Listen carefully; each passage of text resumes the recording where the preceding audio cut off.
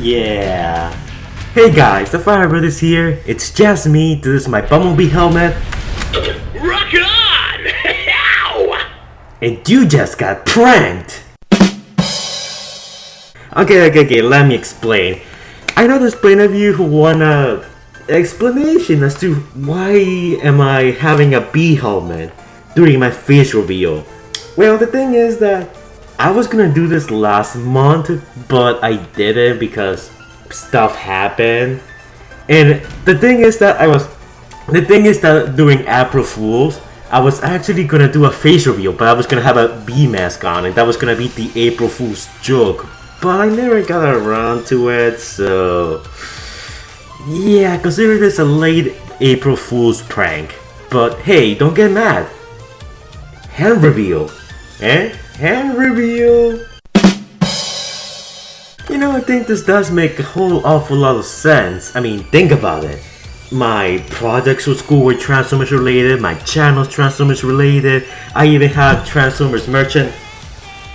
Oh, it's here it is. I have Transformers merchandise, my face is Transformers. I pretty much live and breathe Transformers, so it makes sense that my face is actually a Transformer, you know?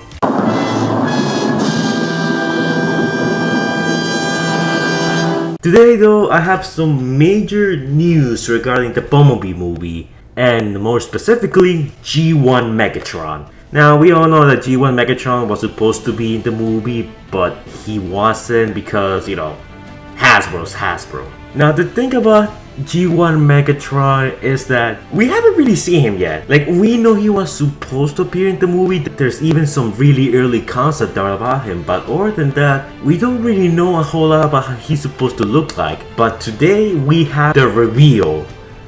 And this is not exactly a reveal because if you guys remember, not too long ago I covered this. It's a comic that comes with the Blu-ray, which tells, you know, the events that happen after the Bumblebee movie, you know, with Soundwave arriving to Earth and Brawn and Bumblebee fighting the cassettes and stuff.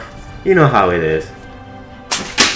So, it's been like a couple of weeks since the Blu-ray got released, and now we have the full stop motion comic of that comic.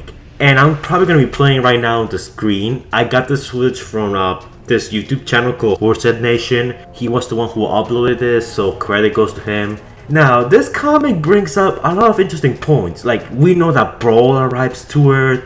We know that Soundwave makes it to Earth. We get a hint that Blitzwing might still be alive. I'm not even kidding. Soundwave legit references Blitzwing in a way that makes it sound like Blitzwing is actually alive, which is very interesting. And we also have a reveal of Megatron in the comic. But there is one problem.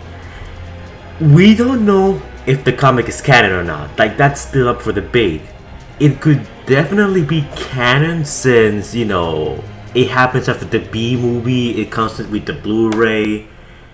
And a lot of the events here are references from the B movie. Like, it's a proper continuation. It fits too well to not be canon. You know what I mean, right? But then we have another problem. Even if this is canon, then is it canon to what? Like, if you guys have been on my channel for a while, you will know that there's two versions of the Bumblebee movie. There's the original version, which was, you know, meant to be a prequel to the Transformers Michael Bay movies, but then we had the Travis Knight version where he went to Hasbro and said, hey look, this movie, we want to make it as good as it can be, but if we keep sticking this to the Michael Bay universe, we're not going to be able to do a lot of creative, unique stuff with it, so can we make this a reboot? And Hasbro was like, yeah, sure, go ahead. And halfway through the production, this was turned into a reboot. That's why we had the Cybertron scene on the first place, because, you know, originally that was not meant to be there, but because of Travis Knight turning this into a reboot, the Cybertron scene became a reality. So the motion comic here, like, I don't know, did it happen after the movie was said to be a reboot, or did it happen before it was said to be a reboot? That's the thing that I still don't get. But anyways, we're gonna move forward here because I know you guys are just like dying to see Megatron. Now, in the comic, we follow, you know, Simmons, the guy from the Michael Bay movies, during his, you know, first day on the job of Sector 7. Not really his first day, but first time meeting the Transformers. Now, Soundwave makes it really clear that they're looking for the Allspark and Megatron. So that's two things they're looking for, and they're like the two things that, you know, the Decepticons are trying to find in the 2007 Transformers movie. So that kind of leads us to believe that this could be, you know, part of the Michael Bay universe. Like, this comic was created during the prequel stage of the B movie instead of the reboot stage. But then again, that doesn't really mean that this comic is not in canon. For example, aspects of the Michael Bay universe are still present on the Bumblebee reboot. For example, some of the character designs are still pretty reminiscent of the Michael Bay era, like Shatter, Bumblebee, Dropkick, and so on. Certain concepts like the Allspark or even Megatron being frozen on ice on Earth are like things that could be present in the reboot. Like, you know, these aspects stay the same but they happen under different circumstances. That's what a reboot does. It reboots a story, and instead of following the events that happened before in a linear fashion, it slightly alters them going in a different direction. And I think that's what's gonna happen here. It is possible. Now, as for Megatron here, I'm a bit disappointed that he doesn't look more G1-ish. He does have a few aspects that make him look, you know, very G1-ish. For example, the bucket head. Go, go, go, go!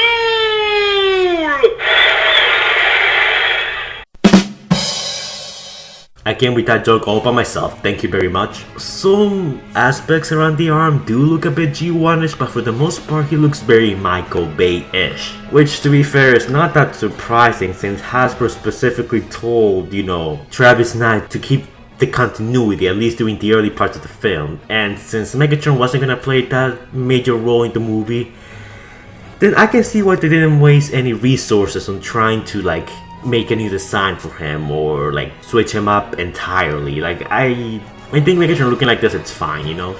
It's like, think of Onslaught from The Last Night. Imagine if he had his own CGI model. It wouldn't make a lot of sense because Onslaught doesn't do much in the film besides getting killed. So you wouldn't want to waste resources creating unique stuff that would take months and a lot of time to make and, you know, cost a lot of money. Same thing with Megatron here. Maybe because of the money issues, or maybe because of the time issues, or the relevance issues, they decided to use his CGI model instead of creating a new CGI model like most of the Transformers in the film. But yeah, Megatron is stuck on Earth. Apparently we're gonna see the Allspark all over again. Brawn is also on Earth. This is how his Earth robot mode looks like, and he actually looks pretty good. Also, he punched Rumble into a mountain, so he is pretty overpowered in this continuity.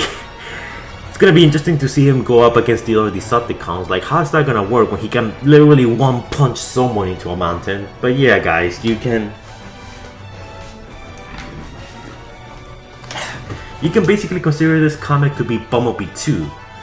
I'm leaning to this being canon because the way they set up the story in the motion comic, it's like, you know, this is leading up to something else. Like, you know, this is happening, the Autobots know about Sector 7, this is what happened to the Shatter and Dropkick antenna, Soundwave is on Earth. It's like they're all these different things. It's like they're building up to something. It's like to be continued, like what's gonna happen next in the Transformers universe. Why would you waste like time and like resources getting this print and making that stop motion comic if you're not gonna build up on this? I'm guessing this could probably be a nice nod to the fans if that was the case, but I don't know, I don't think so. I definitely think this is canon for now. But I want to hear from you guys.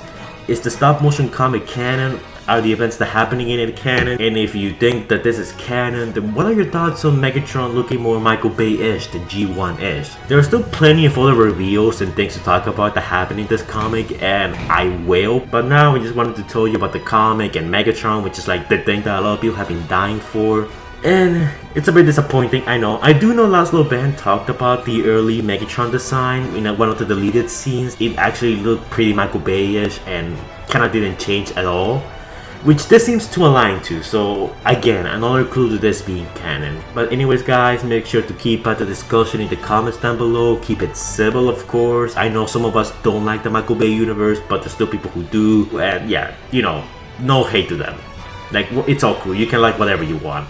That's it for this video, guys. Like, comment, and subscribe.